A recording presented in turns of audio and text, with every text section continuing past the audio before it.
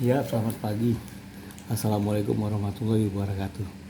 Pagi ini kita mau lihat-lihat Singapura nih. Ada berita apa ya? Atau kita lihat nih berita Singapura nih, Singapura News nih dari Google.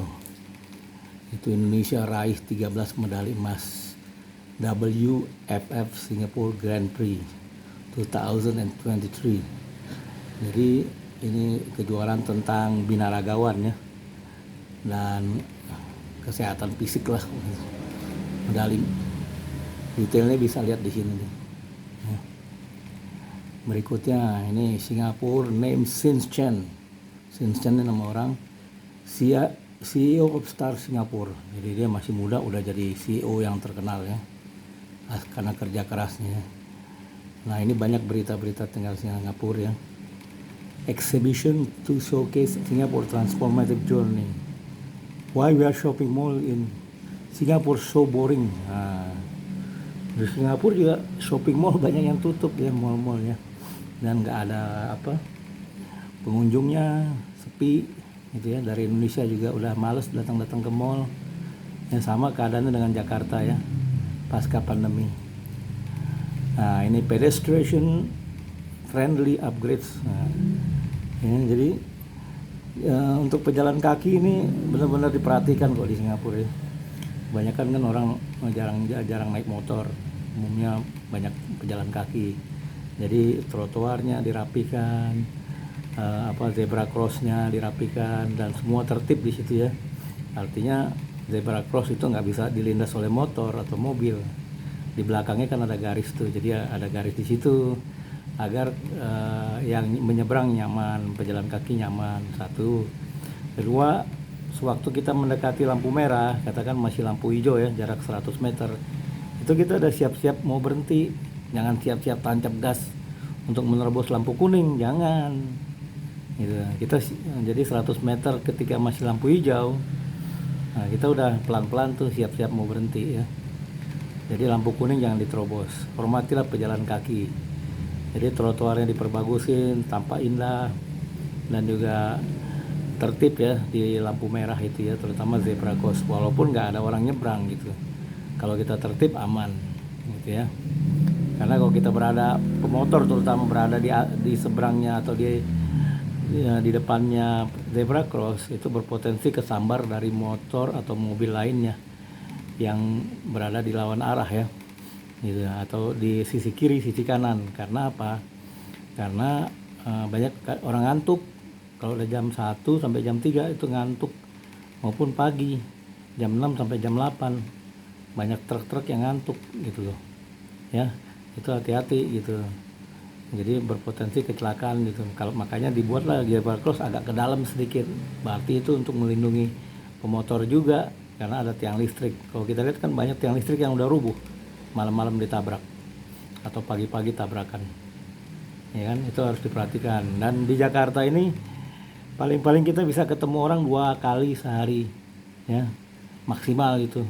Walaupun naik motor mungkin bisa 3 kali lah sehari.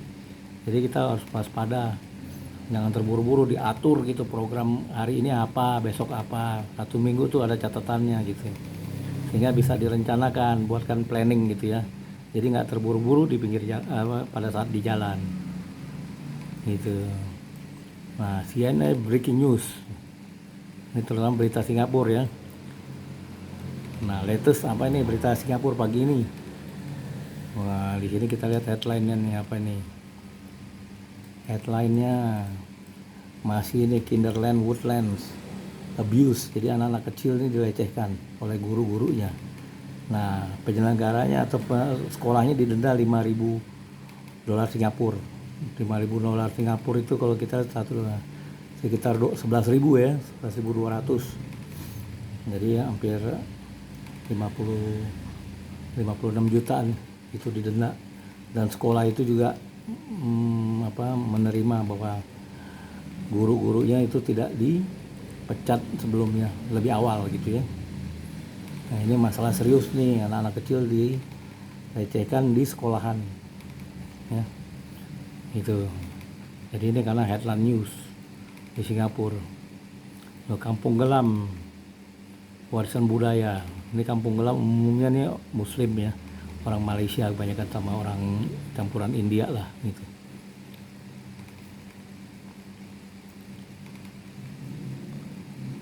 Gitu kira-kira di Singapura headline-nya begitu ya.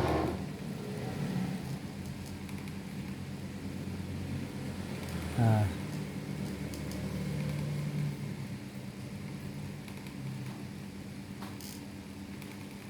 Singapura beritanya masih itu aja mengenai presiden barunya, apa ini strateginya untuk membangkitkan ekonomi Singapura. Ini Mr. Tharman Shanmugaratnam yang terpilih ahli ekonomi katanya. Dengan Singapura sekarang GDP-nya naik, pembiayaan atas GDP naik 134% ya untuk 2023. Jadi banyak utang. Singapura selalu GDP-nya pakai utang ya, dan ini meningkat sekali. Ya, meningkat sekali ya GDP-nya pakai hutang. 2023 naik utangnya ya. Jadi perdagangan hutang piutang itu naik 134% ya. National debt from 2008 gross domestic product nih, berutangnya sampai sini nih. Ini naik ya. Tapi emang Singapura selalu berutang terus di atas 100% ya. Jadi dia berusaha mengembalikan situasi sebelum-sebelumnya. 2021 pasca pandemi ini pandemi 2021 naik terus ya. Jadi Singapura memang kelihatan negara kaya, gaji tinggi, gedung-gedung mewah, tapi pemerintahnya berhutang. Kalau pemerintahnya berhutang ini untuk menaikkan pertumbuhan ekonomi, artinya pajak akan tinggi. Satu, kedua subsidi dikurangi, ketiga barang-barang serba mahal gitu loh ya. Nih, jadi orang Indonesia nggak perlu sering-sering ke Singapura, nanti juga kesedot duitnya gitu ya, karena barang-barang serba mahal ini karena tinggi sekali utangnya ya, sehingga pajaknya juga tinggi gitu. Ini permainan semacam ini mengakibatkan negara-negara tetangganya di ASEAN akan sulit mencari utang karena udah diborong oleh dia semua ini ya, surat-surat utang gitu. Belum di China yang sampai 127% ya gitu. Jadi itu aja berita Singapura, nggak ada yang lain. Masih presiden terpilih ini, masih ditunggu kebijakannya apa aja dan menteri-menterinya apa aja ya. Oke deh gitu, selamat pagi.